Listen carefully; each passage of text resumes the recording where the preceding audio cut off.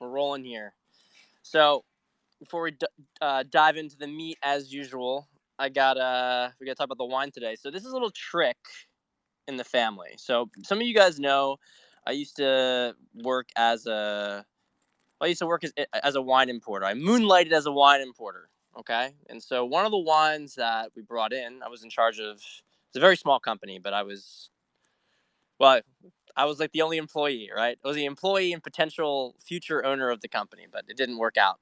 That's a story for another time. Anyway, one of the things we sold a lot of was rosé. Now, or of course, in this case, a lot of the rosé didn't get sold. Now, here's the thing about rosé. You probably hear that everyone wants the fresh rosé. It's a New Year rosé. You got to have it. I'm here to tell you that actually, you don't want to get rosés. Like, so this is 2020. Get in the 2018 rosés are still good right now. Okay? But when you get to the 2019 ones, if you have them right now, it's starting to get a little bit better, but right now they're still a bit too young. They're still a bit too young. It's kind of like a cheap American thing to bring out rosés when they're way too premature and they just don't taste very good. Anyway, with the exception of Bandol and a couple of other rosés, you don't want to have them age too long, though. So really, the best time to have a rosé from a season would be like June through the following June even. Right? They can still be wonderful, at least if they're made in the south of France, which is where the best stuff is. So anyway, but here's the thing: we had so much extra rosé, I just didn't sell all of it. It's one of the reasons the company didn't go under. I mean, the company went under. So, and I have, of course, tons of this old wine. So, what my family did was our little solution to it. We like Aperol a lot. Aperol is a very good summer drink. And probably you guys have heard of Aperol Spritz. It's very Italian, very Italian. No, actually not. This is North Italian, very elegant. So, what we did, because the thing is, a rosé, if you leave it out for too long, it loses its acidity. So, even though this is a very beautiful color, it loses its acidity. And this is like, it's okay, but it's not really that great. So we put Aperol in it. We don't do Aperol Spritz. We do Aperol Rosé. And it's the way that you can get your Aperol fix without having to bother wasting some Prosecco. There's no difference, guys. You don't get the bubbles. I don't care about the bubbles. It's delicious. All right. We're getting to the meat now. Guys, all right. Whew. Yeah, you guys know, those who've been watching, I've been talking about Easter. It's really Good Friday is going to be the end of this stuff when it all is cleared. But Easter, Easter sounds better. It really feels like the end of a cycle. You descend into the dead. But Easter's important, and Trump's been now confirming it. Love the guy. This is all right, but I want to tell you guys before we get into this. This is a really this is a heavy Periscope. Okay, it's heavy. You can tell in my face it's heavy. I got my leather jacket. I had to feel like I'd be a little bit tough to get through this. I had to amp up my my masculine energy to talk about these very, very esoteric topics, okay? This is going to be, but I want you guys to stay with me. It's important. And a lot of pieces for me have been reconciled, okay? A lot of pieces for me have been reconciled. So I want to share this stuff with you. Okay, so one thing that I have not talked a lot about, I've mentioned it aloofly, and I'm not going to go into the very, very deep aspects of this, but because I want to keep everything relevant for the period we're at. We can talk about the lore maybe a little bit later, another chat. But I've talked about reptilians or the Draco. Okay, Draco are an extraterrestrial / interdimensional group that have had control over Earth for thousands and thousands of years. Okay, and they have within this so underneath the Draco you have these various bloodlines, parents they were called, and then parents. There's about 13 parents plus 8, so 13 parents for 13 pure bloodlines, and then they all have their coven. A lot of this stuff comes from Shane, the Ruiner. If you guys want to check out that blog, that'll really wake you up. Shane has other material out there as well. I'm just there's a house is getting painted, so there's a little bit of noise in the background. Okay, so the idea about this, though, is important, is that the Draco are gone now.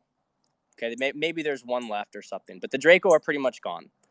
The Cabal is basically the Bloodlines, or which are each run by these parents that were under the Draco. Okay, the Draco reptilians, they basically ensnared this planet in an energy matrix that fed off of fear and would harvest loosh, right? Harvest all this terrible energy, basically.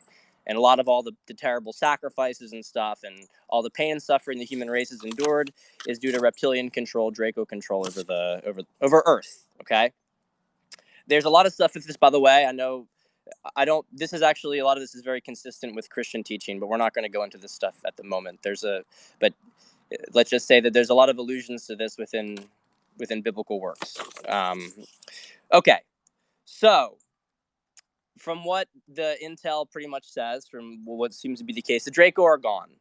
But there is this timeline, and the timeline was an apocalypse timeline, okay?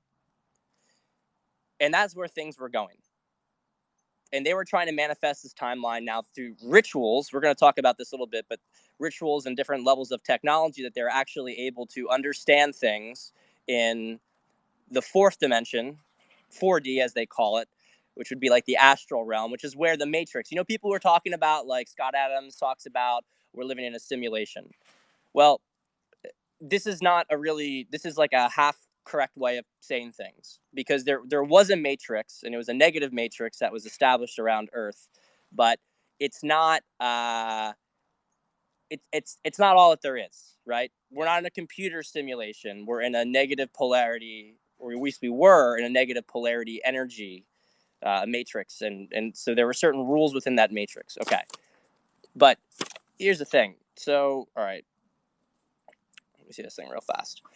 So the let me see here real quickly.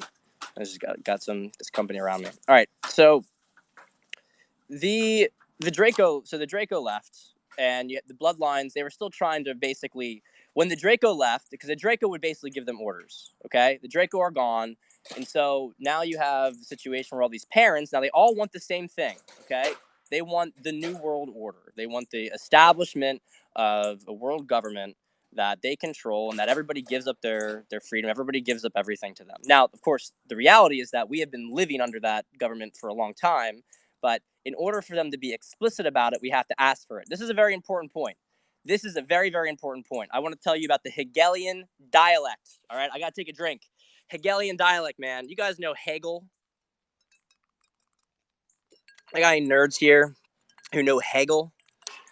Well, Hegel is very important for the Cabal, because the Hegelian dialect, we're going to talk about all that stuff. Don't worry. They didn't let Trump win. They didn't let Trump win. And we're going to talk all about this stuff. The Hegelian dialect is you introduce a problem, thesis, antithesis, synthesis. Exactly. Patrick, Patrick's always smart guys, when they're named Patrick, always smart guys. Thesis, antithesis, synthesis, otherwise known as problem, response, solution, right? So one of the things that the Cabal has done to gain power over time is they will create a problem, they'll create a problem, and then we will react to it. So they'll say, okay, there's no toilet paper, and then everybody rushes to get toilet paper, right? And then the solution is that the state ration all toilet paper. Okay, that's basically the thing, though. And when it comes to our freedoms, this is a very, very, very powerful tool that they use.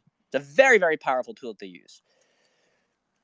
So the problem with all this stuff is that we need to ask for it little by little, because our will, one of the things about the contract of the Draco controlling things in this country, in this world, was that we agreed to it a long time ago. It's whatever. Let's not talk about that. But the point is that we could always, if we thought differently, if we manifested differently, we could break down the matrix, because it's our free will that determines what occurs. This is important because we're going to be returning to this stuff.